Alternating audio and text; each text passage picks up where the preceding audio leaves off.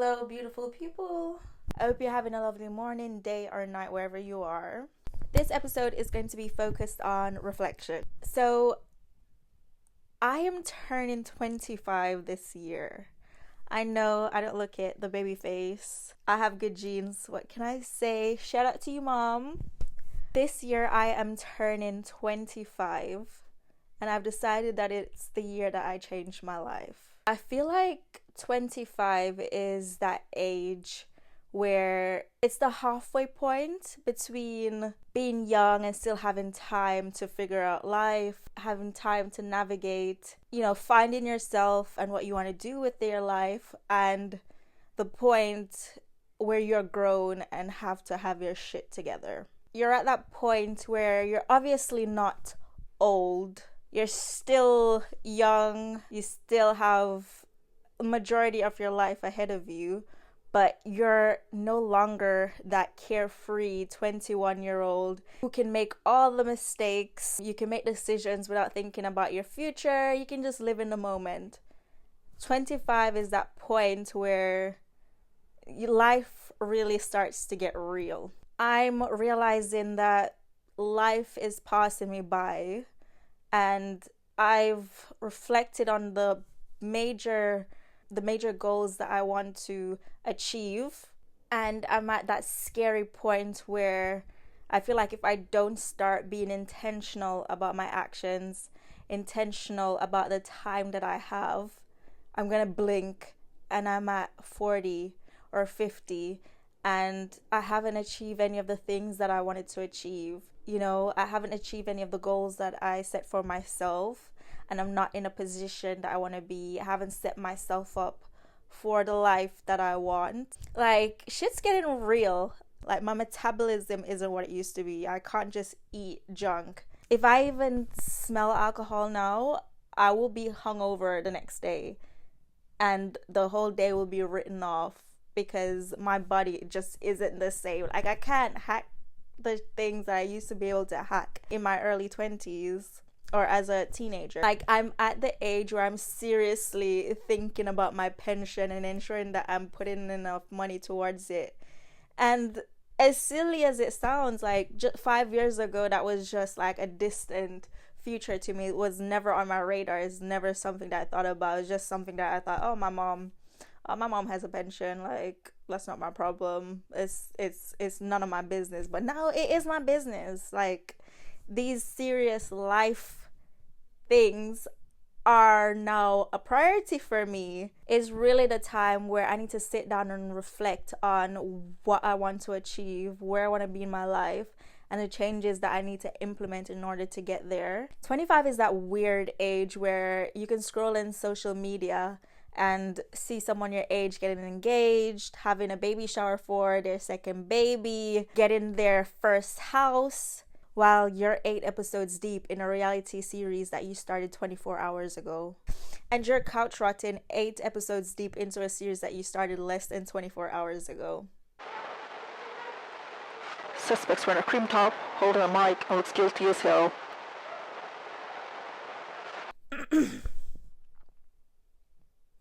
I'm talking about me.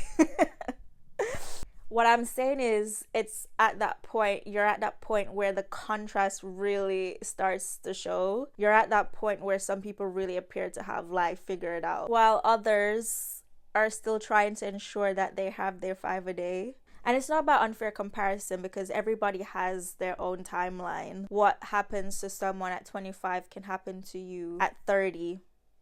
And that's just the way things are meant to be. And it doesn't make you a late bloomer or any slower than them. But it's putting things into perspective. Like, wow, this is some real shit. This is not a game. This is not a drill. This is real life. And there's a limited amount of time that we need to get things done. And time is not going to wait for anybody. So I've had to put my big girl pants on and sit down and ask myself, am I going to watch everybody else live their life? Or am I going to show up for myself and start living my life how I want to? So I've sat down and done my own personal reflection and acknowledged 5 main traits that I need to change in order to glow up, become the woman that I want to be at 25. The first thing is procrastination. I am the absolute queen of procrastination. If procrastination was the root of all evil, baby, I am wicked, wicked gal. I procrastinate like nobody's business. I have perfectly mastered the art of doing everything but what I actually need to do. The thing about procrastination, it's one of those things that feels so harmless in the moment. Like, there's no harm in putting something off until tomorrow when I'm in a better mood or I'm less tired. But tomorrow never comes. Tomorrow turns into next week, which turns into next month, which turns into next year, which turns into it never actually ever happening. The biggest realization for me is that procrastination is not about being lazy. It's about being afraid of actually doing things and then failing when I do it. If I never do something, then there's no way for me to fail at it. There's no way for me to not be perfect at that thing because I haven't done it. So instead of facing the fear of that thing, I delay, I distract myself by doing other things, I avoid the things that I need to do. And what I'm instead doing is robbing myself of the opportunity of doing something and learning and growing and developing from it. What I'm doing is I'm robbing myself of that growth and development, the momentum, the confidence that comes from trying something new and showing myself that I'm capable or learning from that experience. And the thing that we need to be mindful of is procrastination is expensive. You're robbing yourself of time, opportunities, wasting your potential, and harboring so much guilt from knowing that you could be doing so much more. And I'm not just talking about you, I'm definitely talking about me. This is my reflection, and maybe that will resonate with you. So for my future self, I am working on breaking the habit of procrastination because one of the biggest lessons to learn is progress is better than perfection. Taking the step and starting and having something to show at the end of it is way more valuable than thinking about it and putting it off and delaying and avoiding and overthinking because you want perfection. I then start to prove to myself that I am capable. I give myself the opportunity to see what I can do and what I can accomplish. And even if I fail, that's a lesson in itself to learn from. So my goal is to do things now, not later, and work on perfecting after I have a portfolio to look back on and learn from. The next trait might be the trait that I am most embarrassed of. Do you have that friend that constantly sells your dream about things that they're gonna do, all the goals that they're going to achieve, and they never do it? I'm ashamed to say that I am that friend. I am not always a woman of my word. I tend to overpromise and underdeliver. I say that I'm gonna do things, and I tell everybody around me that I'm gonna do it. And then I never actually do it, which is so embarrassing because people have receipts of you saying that you're going to get something done. And then they'll check in with you and there's no progress made. You have nothing to show for what you said you're going to do. It feels like one of the ickiest traits that you can have. I have literal witnesses to my flakiness, literal witnesses to me not being able to deliver on the things that I said I was going to do. I feel like it makes me unreliable and not someone that people can take seriously. Like, not even I take myself seriously sometimes when I say I'm going to do things. It's like in the back of my head, I'm like, girl, you know you're not going to do that. Like, I myself have myself as a talker, which I find even more embarrassing that someone having that perception of me. If I can't trust myself and believe in myself and my word, how can I expect the same of other people? I'm constantly breaking promises to myself. I'll say I'm gonna wake up early tomorrow, I'm gonna go to the gym, I'm gonna be productive, and then I don't follow through with any of the things that I promised myself. And every time I broke a promise to myself, I'm slowly chipping away at the self-trust. I'm slowly chipping away at the respect that I have for myself. I'm slowly chipping away at the belief that I have in myself and the belief that I actually have in accomplishing the things that I set out for myself. because I know that I'm just gonna say it and not follow through. And I've come to realize that being a woman of my word is not just fulfilling promises to other people or doing things just because I said I was going to do it and just doing things because I have other people keeping me accountable. It's about living in alignment and having my words match up with my actions, even when there's no one watching or no one there to keep me accountable or no one there with like a whip behind me to do something that I said I was going to do. Now, as a promise to my future self, I'm going to treat my word as a contract. And it's not something that can be done overnight, especially if it's a lifelong habit. But I am going to be more serious about keeping myself accountable for the things that I say that I'm going to do. For example, this channel, I said I was going to be consistent and do it weekly. So I'm going to make sure that I do it. Like, unless I'm physically incapable or sometimes life happens, but I'm going to not allow myself to make excuses and show up for myself and for the community that I'm trying to build. And how you do one thing is how you do everything. If I'm flaky and not able to keep my word, that's how I'm going to show up in every single thing that I do.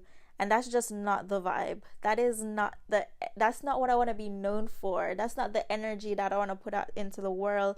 That's not the reputation that I want to have. I want people to be able to trust and rely on me. And that first means being able to trust and rely on myself, because I know that my word is law. And if I say something, I'm going to do it. If I say I want to accomplish something, I will. Inconsistency is my next very toxic trait. I am so guilty of starting 101 different things and coming with like full force and energy and all motivated to do it on the first day.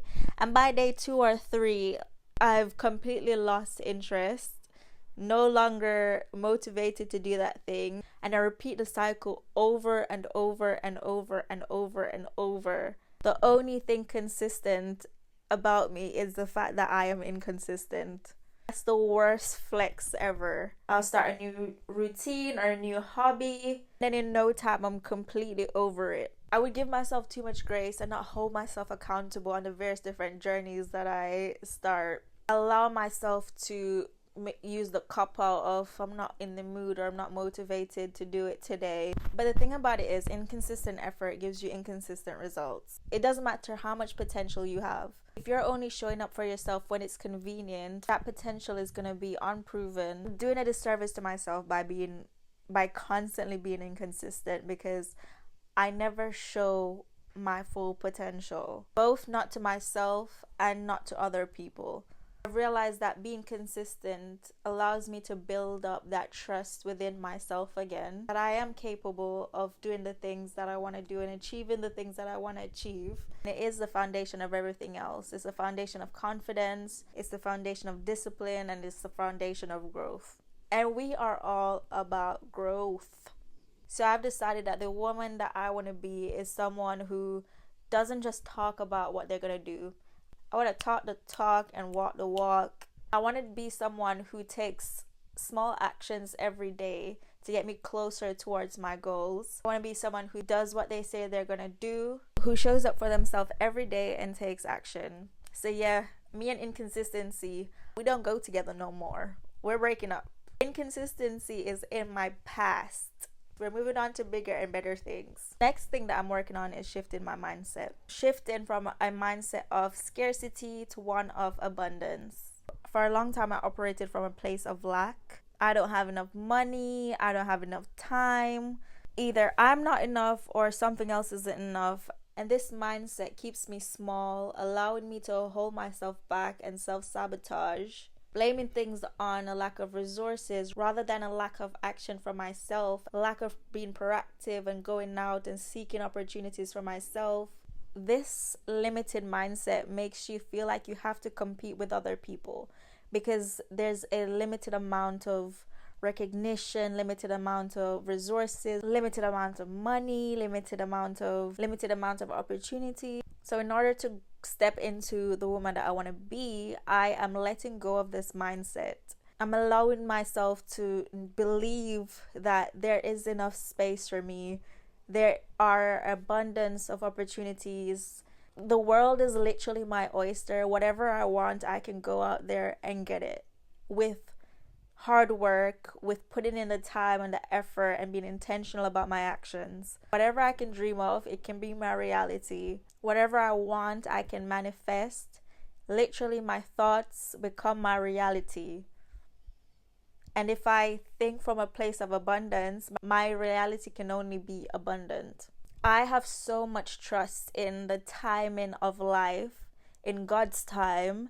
Everything happens when it's meant to happen. My path and my timeline doesn't need to look like everybody else's for it to be valid, for me to be valid, for there to be space for me, for there to be opportunities for me, for there to be success for me, for there to be wealth for me.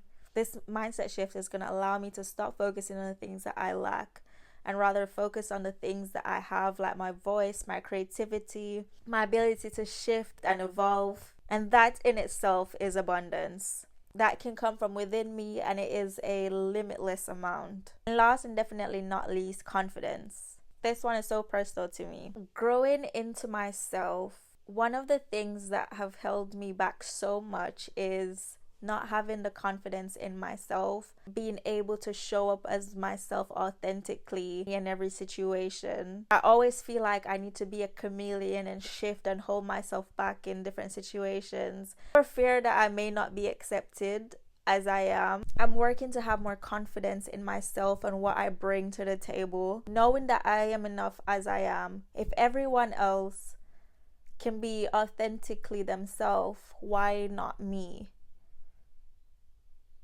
And if I'm in a space where I feel like I'm not accepted as I am, then that is not the right space for me. So for 25, I want to learn to have trust in myself, trust in who I am, trust in my abilities, being able to show up as myself authentically in every situation, knowing my value and my worth, allowing myself to be the loudest, boldest version of myself in every situation. Because I am doing a disservice by not doing that, by not showing everyone who I am. Because my saying is, there's only one me.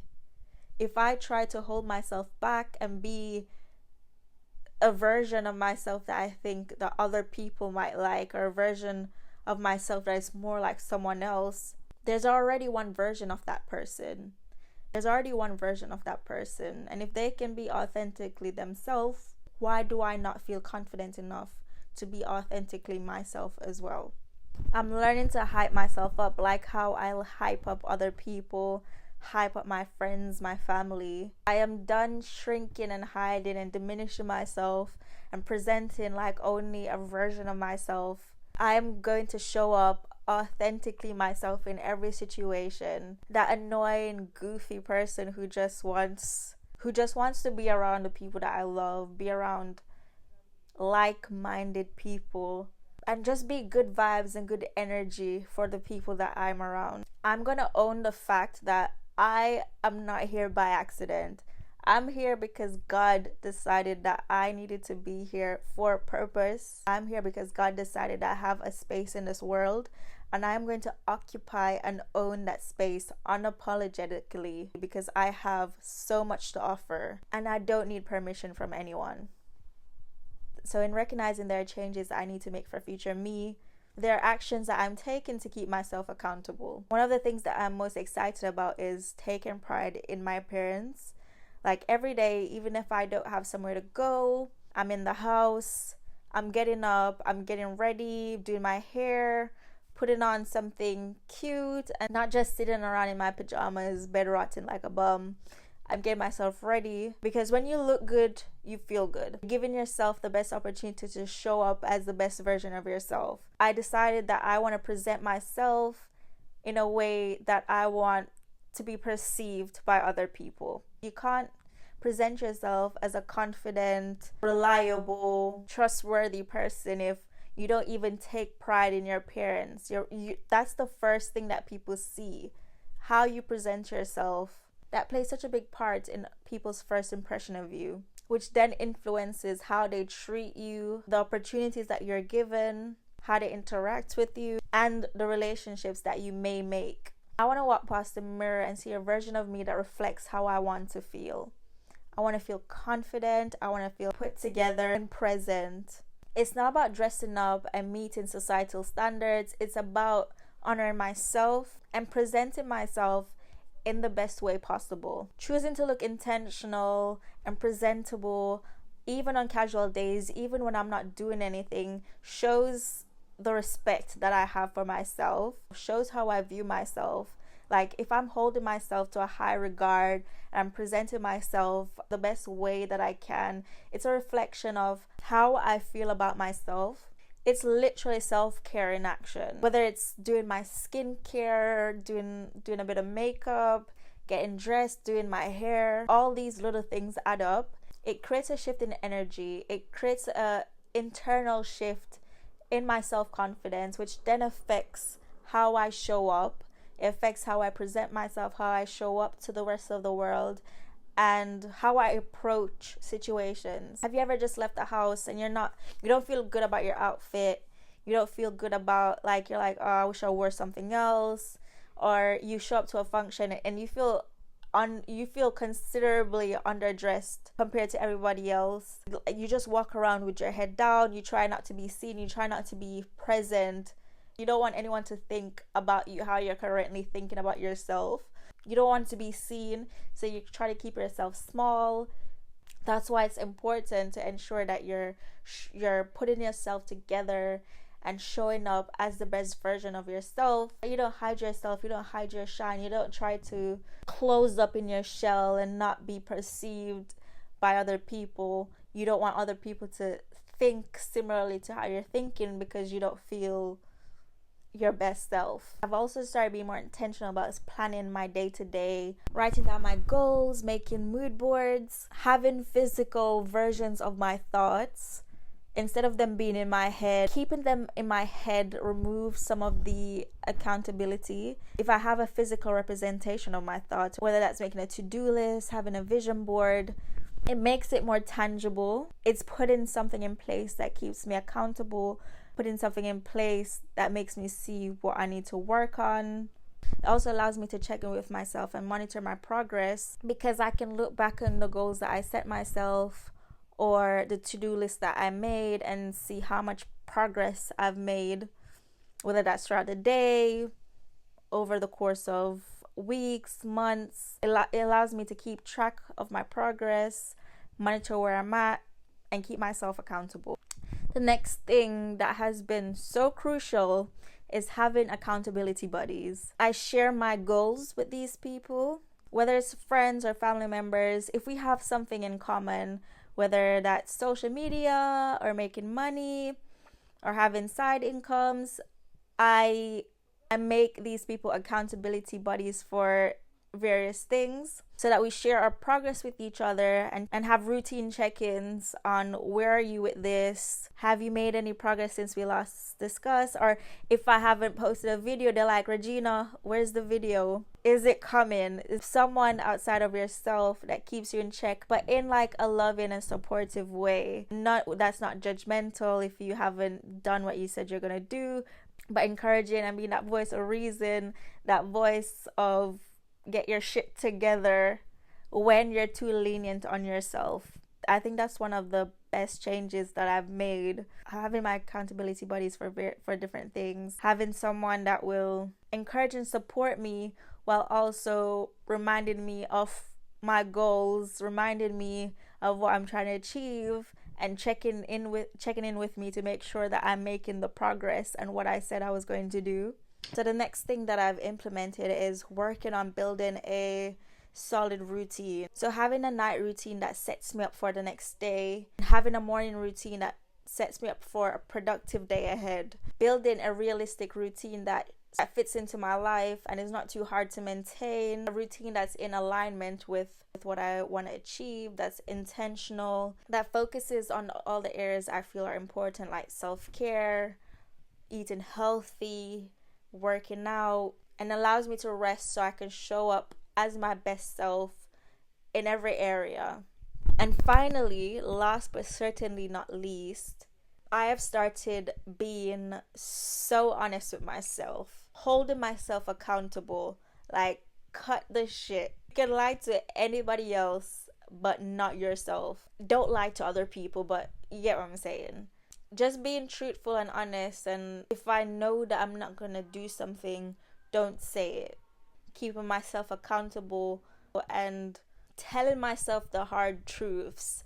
Like, you're not being productive, you're lazing around, you're not being intentional, you're coming from a place of lack, like keeping in check with my mindset, but also giving myself grace to know that I'm gonna have bad days. Just make sure that we get up tomorrow and not repeat. Let's not just have tomorrows that never come. Hold myself accountable, be honest when I'm not doing what I know that I should be doing, and holding myself at a high standard, because I know that I have potential. I know that I have a lot to give, and call myself out when I know that I'm not doing what I'm meant to be doing. So yeah, 25 is a very important age for me. This is a very crucial year for me, because while I acknowledge that 25 is not about having everything together, it's the point where I've decided that I'm going to start showing up for myself every day and make changes that future me will be thankful for. Having said all of that, I have said a lot. I want to know what your reflection phase looks like. What is it that you're trying to achieve, and what is your motivating factor for that? I hope you guys enjoyed this video. Please engage. Let me know if anything resonates with you. Let's have a discussion in the comments. Please ensure to like, comment, and subscribe, and I'll see you guys next week. Ciao.